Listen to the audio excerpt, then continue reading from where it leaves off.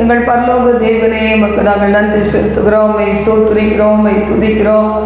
அற்புதமான தெய்வமே, ஆச்சரியமானவரே, உமக்கு நாங்கள் நன்றி செலுத்துகிறோம். அப்பா, ஸ்தோத்திரிக்கிறோம். மரித்து உயிரோடு எழுந்த தெய்வமே, உமக்கு நாங்கள் நன்றி செலுத்துகிறோம். நான் கர்த்தர் எனக்கு காத்திருக்கல் ஒருபோதும் வெட்கப்படுவது இல்லை என்று சொன்னவரே, உமக்கு நாங்கள் நன்றி செலுத்துகிறோம். இந்த நேரத்தை எங்களுக்கு ஆசீர்வதிப்பீராக. ஆண்டவரே, உம்முடைய பாதத்தில் அப்படியே சில மணி நேரங்கள் காத்திருக்கும்படி கர்த்தர் எங்களுக்கு கிருபை தருவீராக. லிங்கில் இருக்கிற பிள்ளைகளையும் இரத்தத்தில் கொடுக்கிறேன். இங்கே வந்திருக்கிற ஒவ்வொரு பிள்ளைகள் மீது கல்வாரியின் இரத்தத்தை தெளித்து ஜெபிக்கிறேன். வர இருக்க பிள்ளைகள் ஆங்காங்கு புறப்பட்டு வந்து கொண்டிருக்கிற பிள்ளைகள் மீது இயேசுவின் இரத்தத்தை தெளிக்கிற தகப்பனே, ஆண்டவரே, நீர் பரிசுத்தப்படுத்தி உள்ள கொண்டு வார். நாங்கள் உம்மை ஆராதிக்க, நாங்கள் உம்மை துதிக்க, வார்த்தைகளை தியானிக்க தடை செய்கிற ஆவிகள் கட்டப்படுவதாக. இந்த இடத்துக்குள்ள நுழையும் போதே தேவ பிரசன்னம் அவர்களை ஆட்கொள்ள, அந்த கார வல்லமைகள் சுட்டரிக்கப்பட கர்த்தர் கரத்தில் கொடுத்து ஜெபிக்கிறோம். எல்லா விதமான ஆண்டவரே கனநித்திரை ஆவிகள், தூக்க மயக்கத்தை கொண்டு வருகிற ஆவிகள், பலவீனப்படுத்துகிற ஆவிகள், ஈனப்படுத்த நினைக்கிற ஆவிகள், பிரிவினை கொண்டு வருகிற ஆவிகள், இயேசுவின் நாமத்தினால் எல்லா பாவத்தின் ஆவிகள், எல்லா பாரம்பரியத்தின் ஆவிகள் இயேசு கிறிஸ்துவின் நாமத்தினால் எரிந்து போவதாக. நாளை எங்களுக்கு ஆசீர்வதித்து தார். எங்களோடு கூட தங்கியும் இயேசு கிறிஸ்துவின் நாமத்தில் ஜெபிக்கிறோம் பிதாவே. ஆமென், ஆமென். பேராக்காவில் கூடுவோம், கர்த்தர் நல்லவர் என்று பாடுவோம், பாடுவோம். பேராக்காவில் கூடுவோம், கர்த்தர் நல்லவர் என்று பாடுவோம், பாடுவோம். எதிரியை முறியடித்த பாடுவோம், இதுவரை உதவி செய்த பாடுவோம். எதிரியை முறியடித்த பாடுவோம், இதுவரை உதவி செய்த பாடுவோம், இதுவரை உதவி செய்த பாடுவோம். பெரக்காவில் கூடுவோம், கர்த்தர் நல்லவர் என்று பாடுவோம், பாடுவோம். பெரக்காவில் கூடுவோம், கர்த்தர் நல்லவர் என்று பாடுவோம், பாடுவோம்.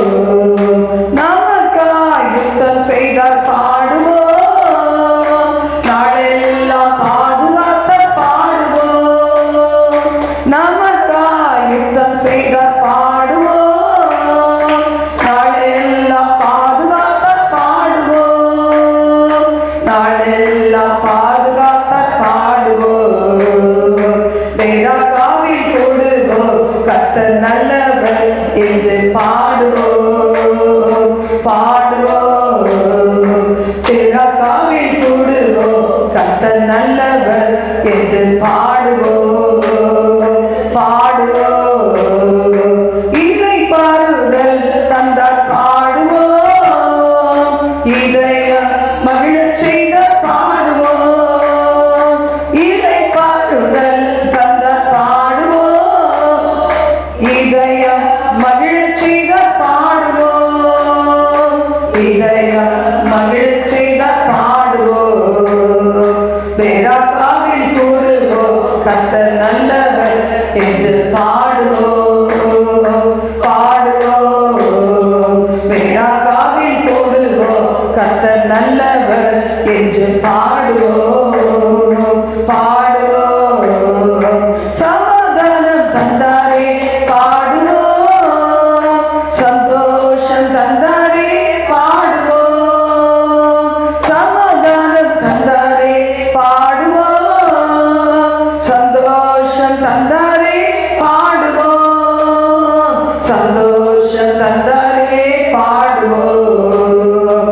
பேராக்காவில் கூடுவோம், கர்த்தர் நல்லவர் என்று பாடுவோம், பாடுவோம். பேராக்காவில் கூடுவோம், கர்த்தர் நல்லவர் என்று பாடுவோம், பாடுவோம். அல்லேலூயா. விமார பௌஷ்யம் கரதியாம் மரதுரா लिखना दिने करम दन दिया करबा ओ शब्दन में हेडुरा दिया करबना ओ शल दिघ எல்லாம் மன்னியும், எங்கள் பாவங்களை எல்லாம் மன்னியும், எங்கள் குறைகளை எல்லாம் மன்னியும், எங்கள் அக்கிரமங்கள் மீறல்களை எல்லாம் மன்னியும். இந்த உபவாச ஜெபத்துல என் ஆண்டவருடைய பதிலை பெற முடியாதபடி காணப்படுகிற தடைகளை மாற்றும். ஓ சப்தனமி கந்துரா துரஹந்தரபா ரீமா கரதியா கரபௌஷியா கரபன. ஹalleluya ஹalleluya. ஓ ரகதன மஹந்துரா துரி கபல பிரகதன ஓரினே கரம்தனதியா கரபௌஷியா. ஹalleluya ஹalleluya. தேவனே என் தேவா உம்மை நோக்கினே, நீரில்லா நிலம் போல உம்மை பார்க்கின்றே. தேவனே என் தேவா உம்மை நோக்கினே, நீரில்லா நிலம் போல உம்மை பார்க்கின்றேன். ஒவ்வொரு நாளும் உம் பிரசன்னம் ஓடி வருகின்றேன். ஒவ்வொரு நாளும் உம் பிரசன்னம் ஓடி வருகின்றேன். உம் வல்லமை மகிமை கண்டு, மகிமை கண்டு உலகை மறக்கின்றேன். தேவனே என் தேவா உம்மை நோக்கினே, நீரில்லா நிலம் போல உம்மை பார்க்கின்றேன். ஹல்லேலூயா. உங்க துணை இல்லாமல் எங்களால் ஒன்றும் செய்ய முடியாது. உண்மையே நம்பி இருக்கிறோம் ஆண்டவரே. இந்த நாளை ஆசீர்வதிப்பீராக, எங்களோடு தங்கியிருப்பீராக ஆண்டவரே, எங்களோடு பேசுவீராக. உம் வார்த்தைகளின் அடிப்படையிலே நாங்கள் ஜெபித்து ஜெயம் காண கிருபையை தருவீராக. எல்லா துதியும் கன மகிமையும் கர்த்தர் ஒருவருக்கே செலுத்துகிறோம். இயேசுவின் நாமத்தில் ஜெபிக்கிறோம் எங்கள் ஜீவனுள்ள நல்ல பிதாவே, ஆமென் ஆமென்.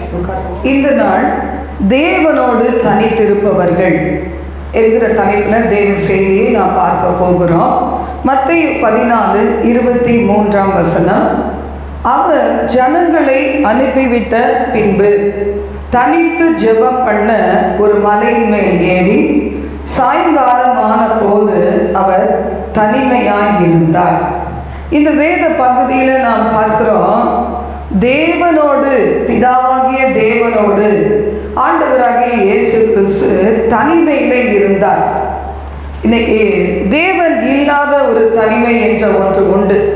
ஆனால் தேவனோடு இருக்கிற தனிமை என்ற ஒன்று உண்டு. நாம் தேவனோடு தனித்து இருக்கிறத ஆண்டவராகிய இயேசு கிறிஸ்துவின் வாழ்க்கை மூலமாக நாம் அறிந்து கொள்ள முடியும். அவர் மூலமாக ஆசீர்வதிக்கப்பட வேண்டியவர்கள் ஆண்டவராகிய இயேசு கிறிஸ்துவை தேடி வந்திருக்கிற ஆண்டவராகிய கர்த்தரோ எப்போதும் பிதாவோடு தனித்து இருப்பதைத்தான் அவர் அதிகமாக நேசித்தார். அவர் செய்ய வேண்டிய கடமைகள் எல்லாம் பிதாவின் சித்தத்தை செய்து முடித்தார். பிதாவினுடைய நாமத்தை, பிதாவை மகிமைப்படுத்தும்படியால் எப்பொழுதும் அவரோடு இணைந்து பிணைந்து வாழவே அவர் ஆசைப்பட்டார் என்பதை நாம் இந்த வசனத்திலே நாம் வாசிக்கிறோம். ஆண்டவராகிய இயேசு கிறிஸ்துவின் வாழ்க்கையினுடைய அநேக பகுதிகள் நாம் பார்க்கும்போது தமக்கு அன்பான சீஷர்களோடும் கூட அவர் தனித்து இருந்தார். லூக்கா 9:18 நாம் வாசிக்கும் போது, பின்பு அவர் தமது சீஷரோடு கூட தனித்து ஜெபம் பண்ணி கொண்டு இருக்கையில் அவர்களை நோக்கி, ஜனங்கள் என்னை யார் என்று சொல்லுகிறார்கள் என்று கேட்டார் என்பதை பார்க்கிறோம். அப்போ தேவனுடைய ஆலயத்தில் கூட வருகிற எத்தனையோ பிள்ளைகள் இருக்கிறாங்க. பல பிள்ளைகள் இங்கே நம்முடைய சபையில் கொஞ்சம் கம்மி ஆட்கள் வரலாம். ஆனால் பெரிய பெரிய சபைகள் இருக்கிறாங்க. ஆயிரக்கணக்கான பிள்ளைகள், லட்சக்கணக்கான பிள்ளைகள் கூட கூடி ஆராதிக்கிற அநேக சபைகள் உண்டு. ஆனால் எத்தனை பேர் இயேசுவோடு தனித்திருக்க இல்லை சபையில் சொல்லப்படுகிற வார்த்தைகளை கேட்டு விசேஷித்த நாட்களை அந்த சபையோடு இணைந்து இருக்க அர்ப்பணிக்கிறாங்கன்னா கொஞ்சம் பேர் தான் அர்ப்பணிப்பாங்க. அதோடு கூட அந்த சபையின் வளர்ச்சிக்காக தங்களை ஈடுபடுத்தி கொண்டு வாலண்டியராக வந்து இணைகிற பிள்ளைகள் அதிலும் குறைவான பிள்ளைகள் தான் காணப்படுவாங்க. ஆனால் எல்லாவற்றிற்கும் மேலாக அந்த ஊழியக்காரரோடு இன்னும் ஒரு நெருங்கிற வட்டத்திலே இருக்கக்கூடிய ஒரு சிலர் காணப்படுவாங்க. அப்படிதான் ஆண்டவராக இயேசு கிறிஸ்து அன்றைக்கு திரளான ஜனங்களுக்கு ஆசீர்வாதம் உடையவராக காணப்பட்டார். திரளான ஜனங்கள் ஆண்டவராக இயேசு கிறிஸ்துவின் மூலமாக அவர்கள் ஆசீர்வதிக்கப்பட்டு இருந்தார். ஆனால் பார்த்தீங்கன்னா அவரோடு கூட ஜெபம் பண்ணுவதற்கு குறிப்பிட்ட சில சமயங்களில் ஆண்டவராக இயேசு கிறிஸ்து ஒரு சிலரை தான் தெரிந்து கொண்டார். உதாரணத்துக்கு நம்ம பார்க்கும்போது பேதுரு, யாக்கோபு, யோவான் அவர்களை மட்டும்தான் தன்னோடு தனித்து ஜெபம் பண்ணுவதற்கு, மனம் விட்டு பேசுவதற்கு, சீஷர்கள் தங்களுடைய சந்தேகங்களை கேட்பதற்கு, அவரும் அவர்களுக்கு சொல்லிக் கொடுப்பதற்கு என்று சொல்லி தனது வாழ்க்கையிலே சில பகுதிகளை பிரத்யேகமாக வைத்திருந்தார். லூக்கா 5ஆம் அதிகாரத்தில் கூட நாம் வாசிக்கும் போது 12 முதல் 16 வசனங்களிலே நாம் வாசிக்கும் போது, எடுத்தவங்க இருந்தீங்கன்னா வாசிங்க, இல்லைன்னா நானே வாசிக்கிறேன். லூக்கா 5 12 முதல் 16. பின்பு அவர் பட்டணத்தில் இருக்கையில் குஷ்டரோகம் நிறைந்த ஒரு மனுஷன் இயேசுவை கண்டு முகங்குப்புற விழுந்து, ஆண்டவரே, உமக்கு சித்தமானால் என்னை சுத்தமாக்க உம்மாலே ஆகும் என்று அவரை வேண்டிக் கொண்டார். இந்த ஒரு காரியம்தான் சுகம் பெறுவதற்கு வழி. ஆண்டவராக இயேசு கிறிஸ்துவிடத்துல ஆலயத்தில் நம்ம வந்து உட்கார்ந்தா மட்டும் போதாது. அவரிடத்துல என்ன செய்யணும்? அவரை கண்டு அவர் இருக்கிறார் என்பதை உணர்ந்து முகம் குப்புற விழுந்து அவரை பணிந்து கொள்ள வேண்டும் என்று வேதம் சொல்லுகிறது. எதற்காக நம்ம வந்திருக்கிறோம் என்பதை குறித்த ஒரு ஞானம், ஒரு அறிவு நமக்கு தேவை. ஏதோ வீட்டில் நம்ம நல்ல ஆரோக்கியத்தோட இல்லைன்னா ஒருவேளை சுகவீனத்தில் இருக்கிறவங்களை விட்டுட்டு இங்கே வந்து விடுதலைக்காக ஒருவேளை நம்ம கேட்கிறவர்களா இருந்தால், அப்படியே நடக்க முடியாதவர்களா, மாடிப்படி ஏற முடியாதவர்களா, வயது முதிர்ந்தவர்களா இருந்தால் பரவாயில்ல. ஆனால் வரக்கூடியவர்களை வீடுகளிலே விட்டுவிட்டு நம்ம இங்கே வந்து தேவனிடத்தில் நன்மை கேட்டு நான் கொண்டு போய் கொடுப்பேன் என்று சொன்னால் அது வந்து சரியான ஒரு சத்தியத்துக்கு உகந்த ஒரு காரியம் கிடையாது. இங்கே குஷ்டரோகம் உள்ளவங்க ஆண்டவராக இயேசு கிறிஸ்துவிடத்தில் வருகிறான். குஷ்டரோகம் தீர வேண்டும் என்று நினைக்கிறவர்கள், பாவம் கழுவப்பட வேண்டும், பரிசுத்தமாக்கப்பட வேண்டும், என் ஆத்துமாவிலே ஒரு சுகம் வேண்டும், என் வாழ்க்கையின் ஆசீர்வாதங்கள் எனக்கு கிடைக்க வேண்டும் என்று நினைக்கிறவர்கள் வர வேண்டும். அந்த இடத்துல வந்து அவன் தன்னை தாழ்த்தி கேட்கிறார், ஆண்டவரே, உமக்கு சித்தமானால் என்னை சுத்தமாக உம்மாலே ஆகும். நம்ம சித்தம், அவருடைய சித்தம் என்ன? நம்ம எல்லாம் சுகமா இருக்கிறது, நம்ம எல்லாம் ஆரோக்கியமா இருக்கிறது, நம்ம பரிசுத்தமா இருக்கிறது, ஆசீர்வாதமா இருக்கிறது, ஒரு மனதோடு சபையோடு இணைந்து வாழ்கிறது, இங்கு கற்றுக்கொள்ளுகிற சத்தியத்தை நம்முடைய குடும்பங்களிலே கடைபிடிக்கிறது எல்லாமே தேவனுடைய சித்தம் தான். இன்னைக்கு எவ்வளவு விரோதமான காரியங்கள் குடும்பங்களை, சபைகளை சிதைக்கக்கூடிய, தனிப்பட்ட தேவ பிள்ளைகளுடைய விசுவாசத்தை குலைக்கக்கூடிய அநேக அம்புகள் எரியப்படுகிற இந்த காலங்களிலே தேவனுடைய பிள்ளைகள் நாம எப்படி இருக்க வேண்டும்? நம்முடைய பாவ குஷ்டத்தை தொலைத்தவர்களாக இருக்க வேண்டும், பரிசுத்தத்தை அணிந்து கொண்டவர்களாக இருக்க வேண்டும். இந்த இடத்துல அந்த குஷ்டரோகி கேட்கிறாரு, உங்களுக்கு சித்தமானால். ஆண்டவர் இயேசு உடனே தமது கையை நீட்டி அவனை தொட்டு எனக்கு சித்தம் உண்டு, சுத்தமாகு என்று சொல்லுகிறாரு. உடனே அந்த குஷ்டரோகம் அவனை விட்டு நீங்கிச்சு என்று நாம பார்க்கிறோம். அது மட்டும் இல்ல, கர்த்தர் சொல்றாரு, இயேசு சொல்றாரு, நீர் இதை ஒருவனுக்கும் சொல்லாமல் உன்னை ஆசாரியனுக்கு காண்பி. மோசேயின் நியாய பிரமாணத்தின்படி, அவருடைய கட்டளையின்படி எதை செலுத்தணுமோ நீ அந்த பலியை செலுத்து என்று கட்டளையிட்டார். ஆனாலும் அந்த குஷ்டரோகி தான் குஷ்டரோகத்திலிருந்து மீட்கப்பட்ட பிறகு அவனுக்கு எவ்வளவு சந்தோஷம் இருந்திருக்கும். இந்த பாவ கரைகள் நம்மளை விட்டு போகும்போது அநேகர் அந்தரங்க பாவங்கள் ஒரு சிந்தனையில இருதயத்துல தனித்து வாழவே முடியாது. தனித்து இருக்கும் போதெல்லாம் பிசாசனுடைய போராட்டங்களை சந்தித்து ஒருவேளை நானா இப்படிப்பட்ட காரியங்களை செய்கிறேங்கிற அளவுக்கு எத்தனையோ பேர் கட்டுகளை இருக்கும்போது நீங்க தேவனிடத்துல உங்களை தாழ்த்தும் போது, நான் என்னை தாழ்த்தும் போது கர்த்தர் விடுதலையாக்கினா யார் சும்மா இருக்க முடியும்?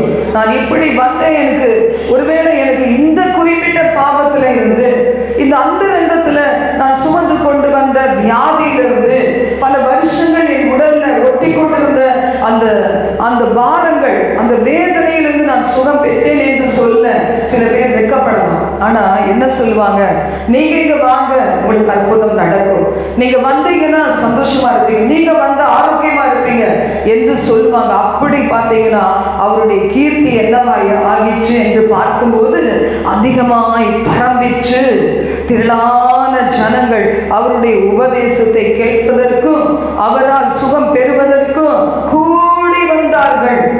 ஆனா ஆண்டவர் இயேசு மயங்கி போயிடல, அவங்களுக்கு ஃபர்ஸ்ட் ப்ரிஃபரன்ஸ் கொடுக்கல, முதல் பங்கு முதல் இடம் கொடுக்கல.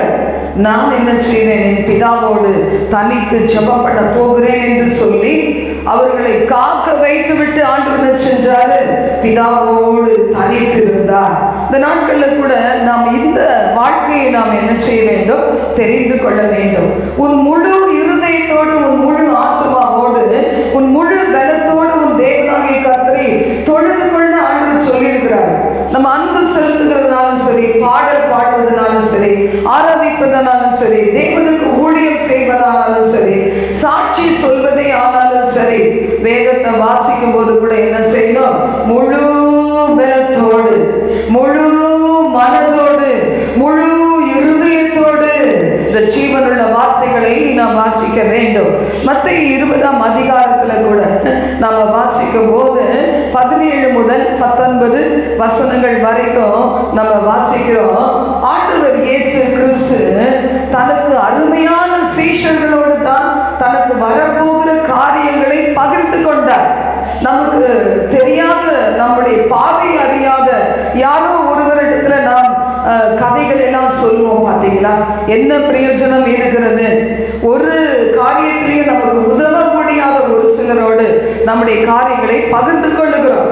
நம்முடைய நன்மையில கொஞ்சம் கூட விருப்பமற்றவர்கள் அநேக நேரம் செல்போன்ல பேசுவாங்க.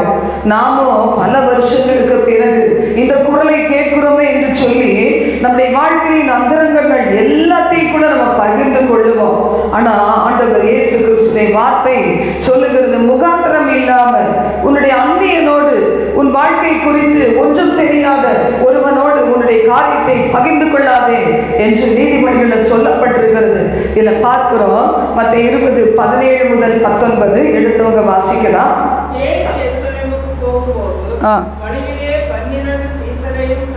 12 சீஷரையும் தனியே அழைத்தார்.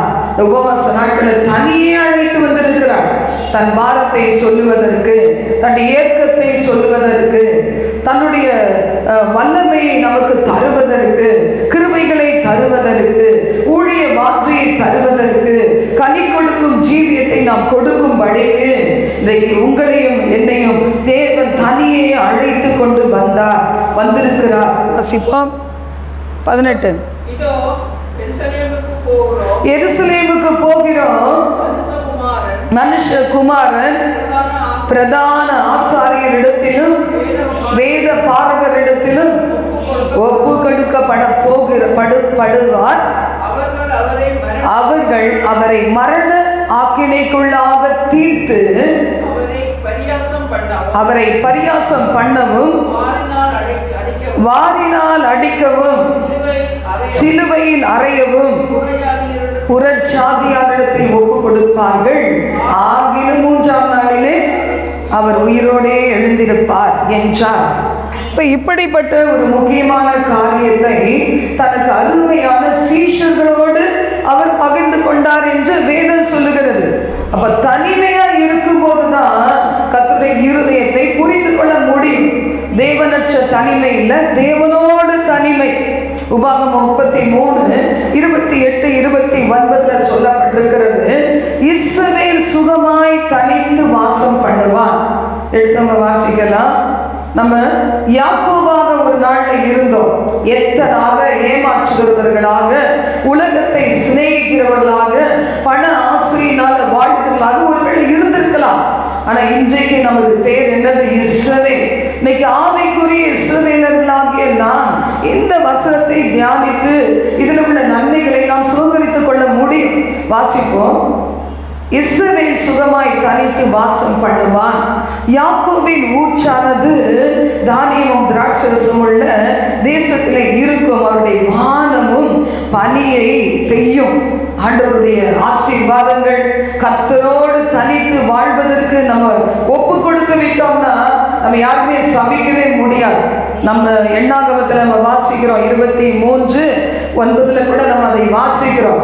தேவனுடைய பிள்ளைகள் தேவனோடு தனித்திருந்து விட்டால் 1000-10,000 அம்புகளை எய்து, எதிர்நீச்சல் ஜெபங்களை செய்து, பலவித யாகங்களை வளர்த்து, பலவிதமான காரியங்களை நடப்பித்து இன்று விரோதமாய் அனுப்பப்படுகிற பல கிரியைகளை ஒரு தனிப்பட்ட மனிதன் தேவனோடு இருக்கும்போது எதிர்கொள்ள முடியும்.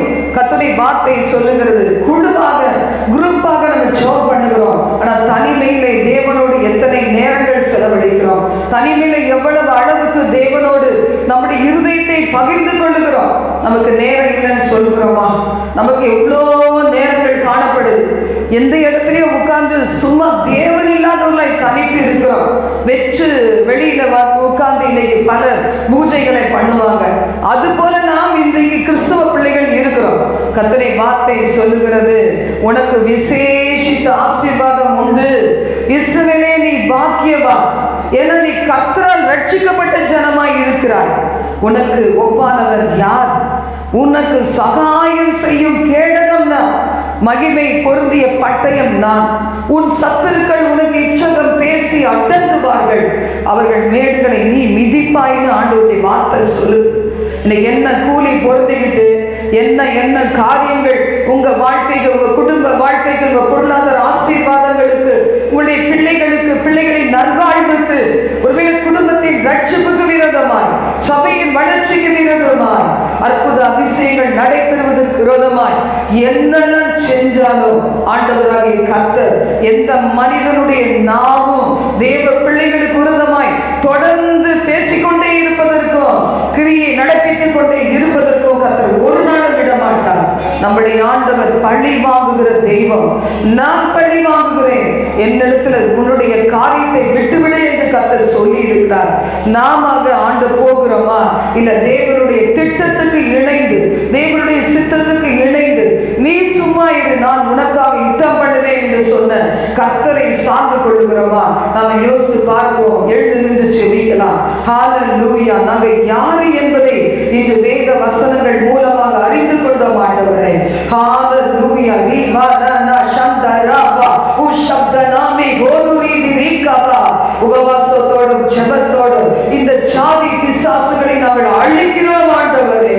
ஓ ரகபனா மகத ரபனா ரகனா உஷப்தநாமி கந்துராது நீகரந்தனா. இன்னைக்கு உலகம் தகப்பனே, சிறு கூட்டம், சிறு பூச்சி, தனிமையான ஆள், ஒருவரும் அல்லாதவங்க, வாய் பேச முடியாத ஊமையர்கள், திக்கற்ற பிள்ளைகள் என்று சொல்லி, ஓ ரபனமா கட ரபகன கரதன கப ரபா, விதவைகளையும் திக்கற்ற பிள்ளைகளையும் எளிமையானவர்களையும் தாய் தகப்பன் அற்றவர்களையும் உதாசீனப்படுத்தி இது கொடுமை செய்து அழித்துவிட தீர்மானிக்கலாம் ஆண்டவரே. ஆனால் நாங்களோ எங்கள் ஆண்டவரோடு இடைவிடாமல் சஞ்சரிக்கிறவர்கள், தனித்து வாசம் பண்ணுகிறவர்கள், என் ஆண்டவருடைய பிள்ளைகளோடு, ஆண்டவரே தேவனுடைய ஊழியத்தோடு எங்களை இணைத்துக் கொண்ட பிள்ளைகள் ஆண்டவரே. சுவிசேஷ பாரத்தை சுமந்து செல்லுகிற பிள்ளைகள். அது நிமித்தமாக ஓ ஹரதன ஹரதன ஹப ரபா உஷப்தனிவி கன்சுகுலோது ரீகரந்தனா. கிருபைகளை, வல்லமைகளை, வரங்களை பெற்றவர்களா தாராளமான கிருபைகளோடு இந்த உலகத்திலே வாழ்ந்து சுகித்திருக்கும்படி கர்த்தர் கிருபை தருவீராக. இந்த கரத்திலே எங்களை தாழ்த்தி அர்ப்பணிக்கிறோம். உமக்குள் எங்களை மறைத்துக் கொள்ளும். நீர் மாத்திரம் மகிமை படுவீராக. அதிசயங்களை காண செய்யும், ஆசீர்வதியும். உண்மையை உயர்த்துகிறோம், எங்களை தாழ்த்துகிறோம். இயேசுவின் நாமத்தில் ஜெபிக்கிறோம் பிதாவே. ஆமென், ஆமென்.